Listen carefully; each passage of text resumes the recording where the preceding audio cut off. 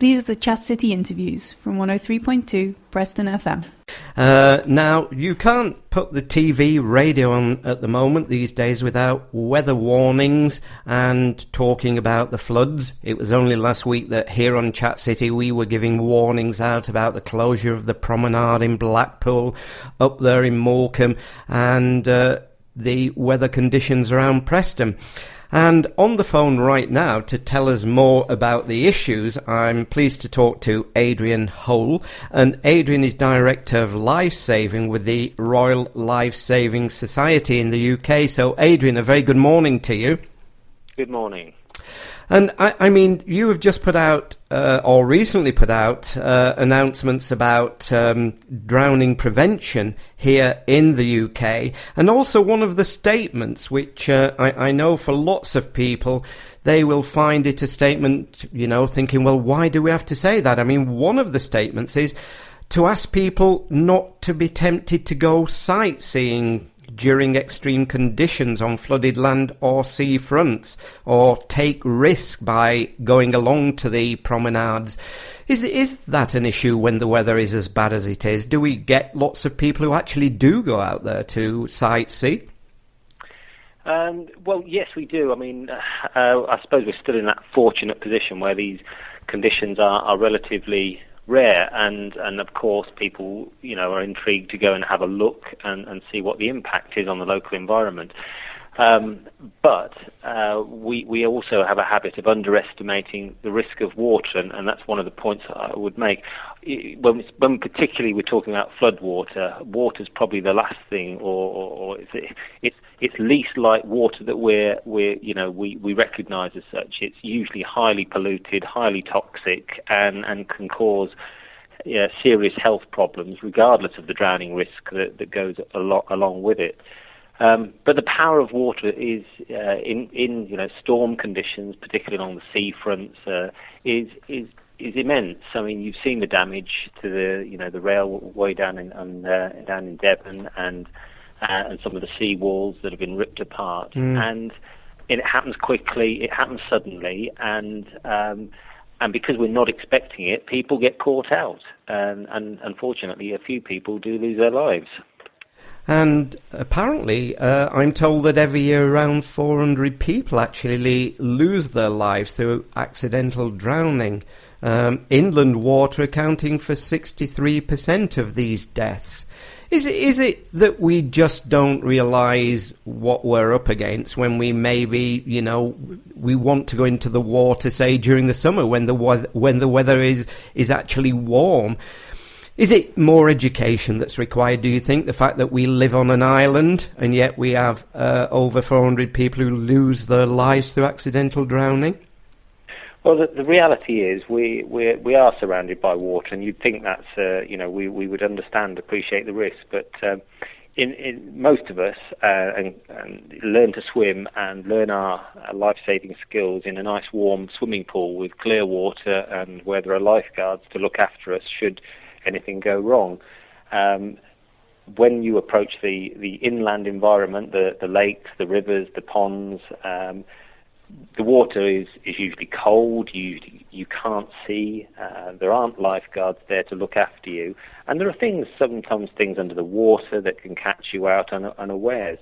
It's not to say that swimming in open water is always unsafe. That isn't the case. There are places where you can swim, where there are services there are clubs, there are lifeguards who can look after you, and we would always advise people to go to those sites where and events where people are there, guiding you as to the safest places to swim.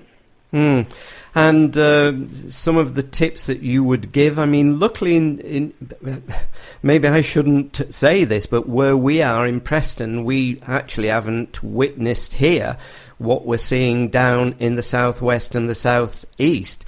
But any people in the wider area, and of course we do have listeners online, so for anybody who maybe are experiencing or at risk of flooding, what kind of advice do you give out to people if they maybe do live in an area where they could be at risk of flooding?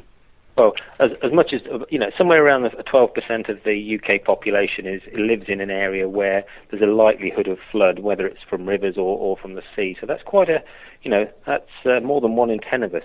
And if you're in that position, you really should have thought through or sit down and think through your own flood plan. What do you need to do? What paperwork do you need? What bits and pieces from your house do you perhaps need, want to prioritize saving, getting furniture, getting documentation upstairs if it's likely that, if you've been warned about the possibility of a flood, do you have any essential medications, some, water, a radio, those sorts of things. So plan what you're going to do during a flood well before, it's sort of lapping at the doorstep, because if you're one of that 12%, you might not be getting it now, but there's a good chance in the not too distant future that the flood warnings will be going in your area. So look on the Environment Agency website. You'll see whether you're in a flooded area. There's advice on those lines about how you can protect your home as best you can, and just be aware, because we don't want to bury our heads in the sand.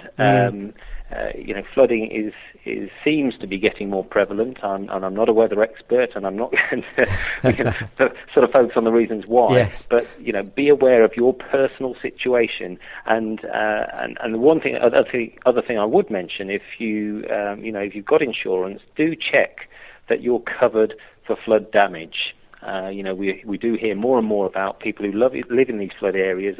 They think they're insured, but they haven't read through the fine print. So make sure your property is covered for flood damage. It's something to read through the small print, and perhaps check with your broker. And one of the things that you did touch on there, which is quite important, because I'm sure lots of people at the time you don't think about that, is about not allowing children or pets to go near or play in flood water because of the possible contamination from chemicals, etc.